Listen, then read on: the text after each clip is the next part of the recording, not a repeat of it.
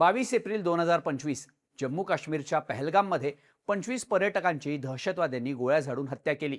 या हल्ल्यात दहशतवाद्यांनी आधी धर्म विचारला, कलमा पढायला लावला। ज्यांना कलमा पडता आला नाही त्यांच्यावर गोळ्या झाडण्यात आल्या।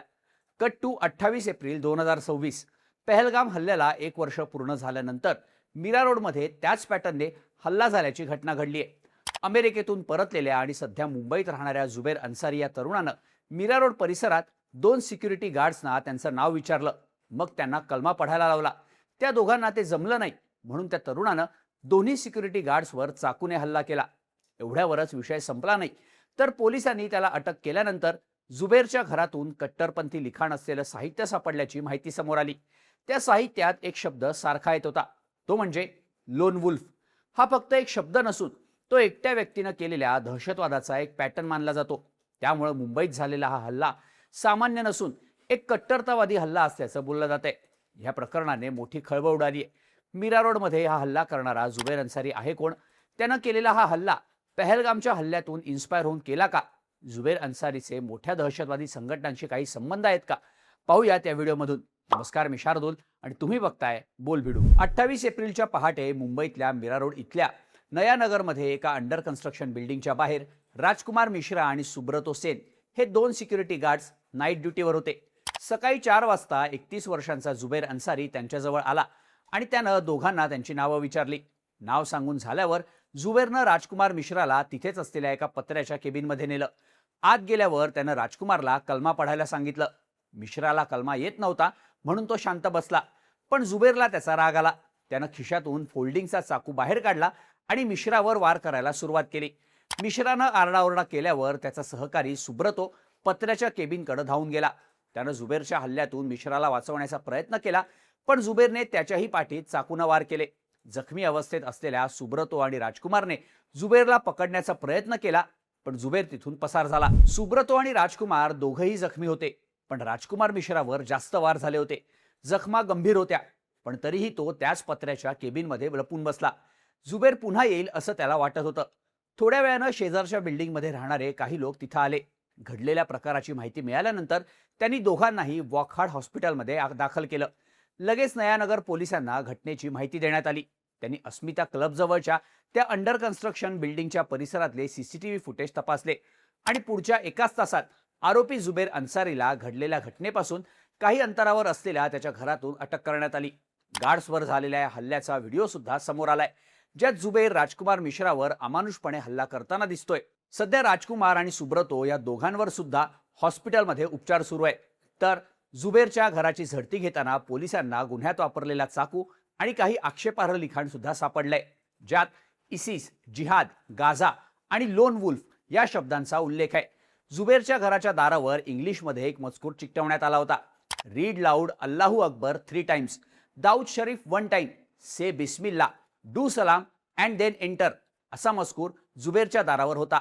हा मजकूर वाचल्याशिवाय जुबेर कोणालाही घरात घेत नव्हता अशीही माहिती समोर आली आहे। त्यानं एका चिठ्ठीत दहशतवादी संघटनेशी जुळण्याची इच्छाही व्यक्त केल्याची माहिती देण्यात येते। जुबेरच्या लॅपटॉप आणि मोबाईलमध्ये काही कट्टरपंथी व्हिडिओ सापडल्याचं बातम्यांमध्ये सांगण्यात आलंय, ज्यानंतर या प्रकरणात एटीएसची सुद्धा एंट्री झाली आहे। एटीएसनं जुबेरच्या घरात सापडलेलं हे सगळं साहित्य ताब्यात घेतलंय आणि त्याची कसून चौकशी सुरू केली आहे। जगभरात मुस्लिमांवर होत असलेल्या अन्यायाचा बदला घेण्यासाठीच मी मिश्रा आणि सुब्रतो यांच्यावर हल्ला केला अशी कबुली जुबेरनं एटीएसच्या तपासात दिल्याचं सांगण्यात येत आहे।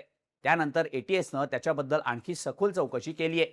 त्याच्या बँक डिटेल्स, त्याची सर्च हिस्ट्री, त्याच्या कॉन्टॅक्टमधले लोक, पैशांचे व्यवहार, त्याच्या परिवाराबद्दलची माहिती मिळवणं सुरू आहे।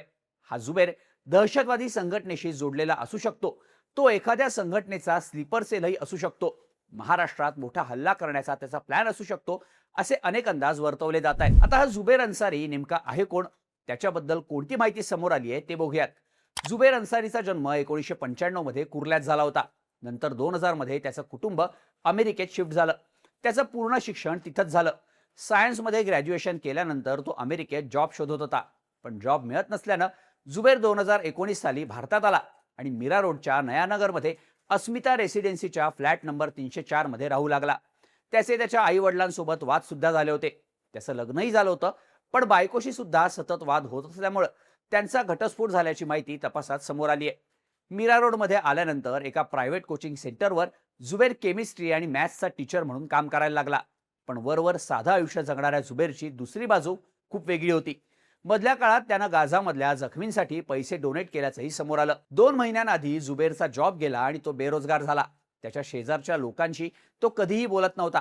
त्याच्या फ्लॅटचं दार कधीच उघडं नसायचं. बिल्डिंगच्या वॉचमनशीही तो कधी बोलत नव्हता. नोकरी गेल्यानंतर त्याच्याकडे पैसे राहिले नव्हते. त्याच्या घरमालकानं त्याला येत्या 5 मे पर्यंत फ्लॅट रिकामा करण्याची नोटीसही दिली होती. यावरून जुबेरची आर्थिक स्थिती बिकट असल्याचं बोललं जात आहे. आता जुबेरनं केलेला हा हल्ला कट्टरतावादी विचारांतून केल्याची शक्यता वर्तवण्याचं मुख्य कारण म्हणजे त्याच्याकडे सापडलेल्या साहित्यात लोन वुल्फ या शब्दाचा उल्लेख आहे. लोन वुल्फ म्हणजे कोणत्याही दहशतवादी संघटनेच्या थेट मदतीशिवाय, प्रशिक्षणाशिवाय किंवा आदेशाशिवाय एकट्यानं केलेला हल्ला. ज्याप्रमाणे एक लांडगा आपल्या कळपापासून वेगळा होऊन एकट्यानं शिकार करतो, त्यावरूनच अशा कट्टरतावाद्यांना लोन वुल्फ असं म्हटलं जातं. हे लोन वुल्फ सहसा बॉम्ब किंवा मोठ्या शस्त्रांऐवजी सहज उपलब्ध होणाऱ्या गोष्टींचा वापर करतात. चाकू, कुऱ्हाड, घरगुती स्फोटकं वापरून हल्ला करणं किंवा वाहनानं गर्दीला चिरडून टाकणं, अशा प्रकारचे हल्ले या कट्टरतावाद्यांकडून केले जातात. हे हल्लेखोर गर्दीच्या ठिकाणी, बाजारात, शाळांमध्ये आणि धार्मिक स्थळांवर हल्ले करतात. तिथं गर्दी जास्त असल्यामुळं त्यांच्याकडून अशी ठिकाणं निवडली जातात. हल्लेखोर एकटाच असल्यानं त्याच्या प्लॅनिंगबद्दल कोणालाही माहिती नसते. म्हणूनच तो गुप्तचर यंत्रणांच्या नजरेतून सुद्धा सुटतो. असे लोन वुल्फ एखाद्या दहशतवादी संघटनेचे अधिकृत सदस्य नसतात, पण टेलिग्राम आणि डार्क वेबच्या माध्यमातून कट्टरतावाद्यांची भाषणं आणि संदेश ऐकून त्यांच्या विचारधारेनं प्रभावित होऊन सिम्पथायझर होऊन अशा प्रकारचे हल्ले करत असल्याचं सांगितलं जातं. अलीकडेच 26 एप्रिलला हॉटेल वॉशिंग्टन हिल्टनमध्ये अमेरिका सरकारच्या पार्टीत गोळीबाराची घटना घडली होती. त्याबद्दल बोलताना ट्रम्प यांनी हल्लेखोर हा लोन वुल्फ असल्याचं सांगितलं होतं. आता हाच प्रकार जुबेर अन्सारीच्याही बाबतीत घडल्याचं दिसून येत असल्याचं बोललं जात आहे. पण एटीएसच्या तपासात काही वेगळी माहिती समोर येण्याची शक्यता सुद्धा वर्तवली जाते. हल्ल्याच्या या घटनेनंतर आता हिंदुत्ववादी संघटनांनी नयानगर पोलीस स्टेशन समोर निदर्शनं केली. भाजपचे नेते किरीट सोमय्या यांनी वॉकहार्ड हॉस्पिटलमध्ये जाऊन जुबेरच्या हल्ल्यात जखमी झालेले सिक्युरिटी गार्ड्स राजकुमार मिश्रा आणि सुब्रतो सेन यांची भेट घेतली. यावेळी त्यांनी माध्यमांशी बोलताना सांगितलं की नयानगरमध्ये हे नया जिहाद सुरू झालंय. इथे हिंदू लोकांना टार्गेट करून त्यांना धमक्या दिल्या जात आहेत. यासाठी फंडिंग मालेगावमधून होत आहे, असा दावा सोमय्यांकडून करण्यात आलाय. मुख्यमंत्री देवेंद्र फडणवीसांनी सुद्धा या प्रकरणावरून माहिती दिली. त्याने एका चिठ्ठीत दहशतवादी संघटनेशी जुळण्याची इच्छाही व्यक्त केली होती. जुबेर अन्सारीनं जिहाद करायचा म्हणजे इतर धर्मियांना मारायचं अशा विचारांनी पेटून हे कृत्य केलंय. आता एटीएस आणि एनआयएची मदत घेऊन या कट्टरतावादींच्या पाठीमागं कोण आहे हे शोधलं जाईल, असं फडणवीसांनी सांगितलं. दरम्यान एटीएसने या हल्ल्यानंतर मुंबईच्या 3 ठिकाणांवर छापे टाकून जुबेरबद्दल आणखी काही पुरावे मिळवलेत. जुबेर अन्सारीवर भारतीय न्याय संहितेच्या कलम 103, 118(2) आणि 196(1) अशा कलमांतर्गत गुन्हे दाखल करण्यात आलेत. न्यायालयानं जुबेरला 4 मे पर्यंत पोलीस कोठडी सुनावली आहे. त्याच्या हल्ल्यात गंभीर जखमी झालेल्या राजकुमार मिश्राची प्रकृती सध्या नाजूक असून सुब्रतो सेनची तब्येत ठीक असल्याचं बोललं जात आहे. पण कट्टरतावादी विचारसरणीनं जुबेरनं केलेला हल्ला, त्याच्या घरात सापडलेलं आक्षेपार्ह साहित्य आणि दहशतवादी संघटनेशी जोडलं जाण्याची त्यानं व्यक्त केलेली इच्छा, यामुळे मीरा रोडच्या या प्रकरणामागं दहशतवादी संघटनांचं कनेक्शन आहे का, या दृष्टीनं आता सगळ्याच यंत्रणा तपास करतायत. तुम्हाला याबद्दल काय वाटतं? जुबेर अन्सारीनं केलेल्या हल्ल्याचा दहशतवादाशी संबंध आहे का? याबद्दलच्या तुमच्या प्रतिक्रिया कमेंट करून नक्की सांगा आणि अशाच माहितीपूर्ण व्हिडिओजसाठी बोलभिडूच्या YouTube चॅनलला सबस्क्राईब करायला विसरू नका.